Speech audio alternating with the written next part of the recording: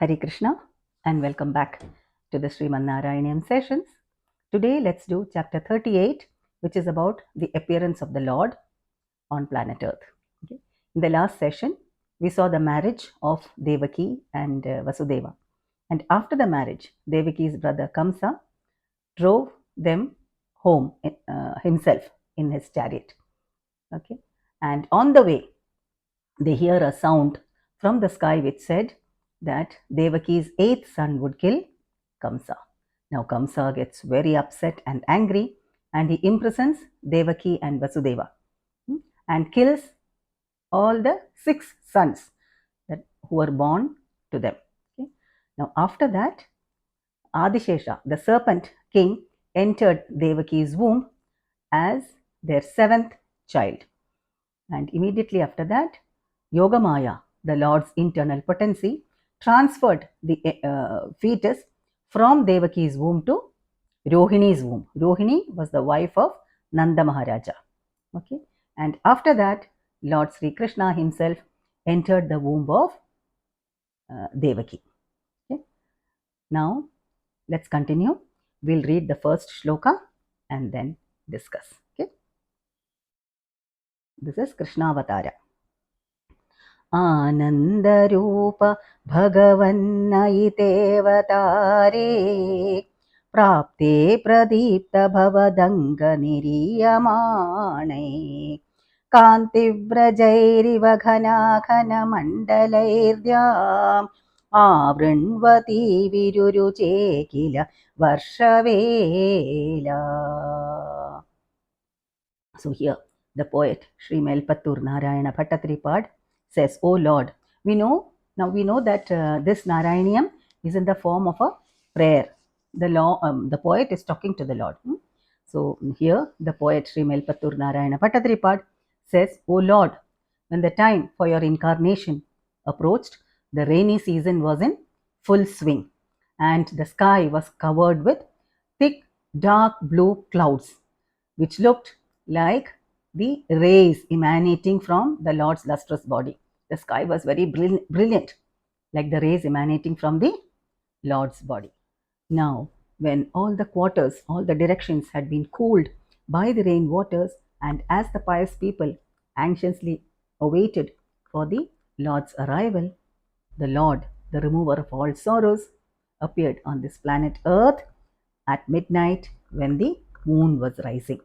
Okay. And the Lord's body was adorned with divine ornaments like armlets, bracelets, a beautiful crown, etc. And he was holding the Shankh Chakra Gada Padmam in his 4 hands. The conch shell, the mace, the disc, Sudarshana disc, and the lotus flower. Okay. And he appeared, and his complexion was like a dark blue cloud, beautiful as a dark blue cloud. Okay. And the Lord shone in that present house, wiping away all the inauspiciousness caused by the wicked Kamsa with the shy sidelong glances of Lakshmi Devi, who was resting on his chest.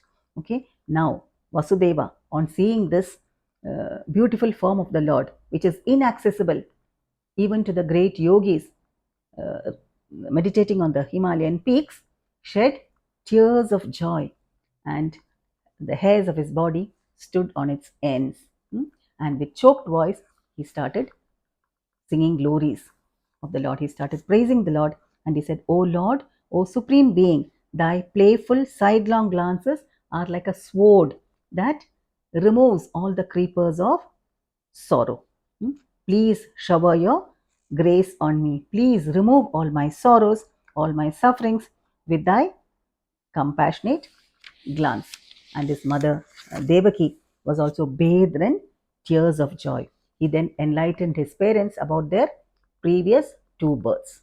And then after that, the Lord assumed the form of a small child, of a small human child, at the request of his mother. Now, Devaki and Vasudeva were in an earlier life, that is during the Swayambhuva Manvantara, they were sage Sutapa and Prishni.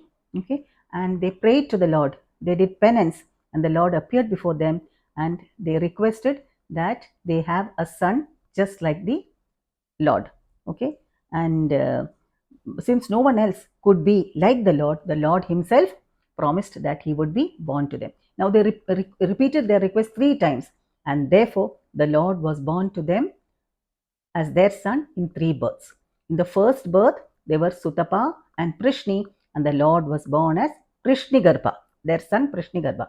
In the second birth, they were sage Kashyapa and Aditi, and the Lord was born as their son Vamanadeva.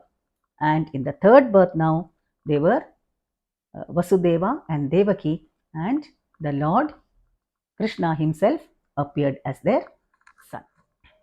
Now, as prompted by the Lord, Vasudeva took the baby in his hands to exchange the child with the newborn daughter of Nanda Maharaja.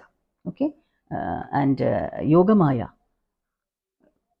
the Lord's internal potency, who makes even the impossible possible, was born as the daughter of Nanda Maharaja in Gokula.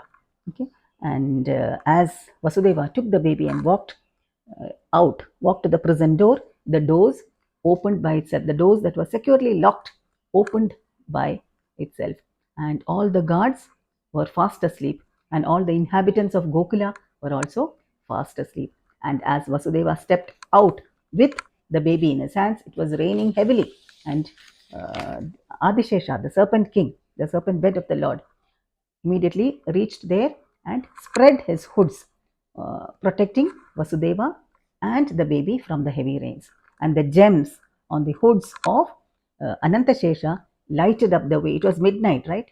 The gems lighted up the way for Vasudeva. Okay, and now here the poet Sriman Narayana Bhattatiripad winds up this chapter saying, O Lord of Guruvayur, to that Lord who resides here in Guruvayur, I pray to please eradicate the force of my ailments. Okay, so that is about chapter 38. Now we'll see in the next session chapter 39, that is bringing Yoga Maya from Gokula. So we'll see that in the next chapter. Thank you for watching. Hare Krishna, Hare Krishna, Hare Krishna, Krishna Krishna, Hare Hare, Hare Rama, Rama Rama, Hare Hare.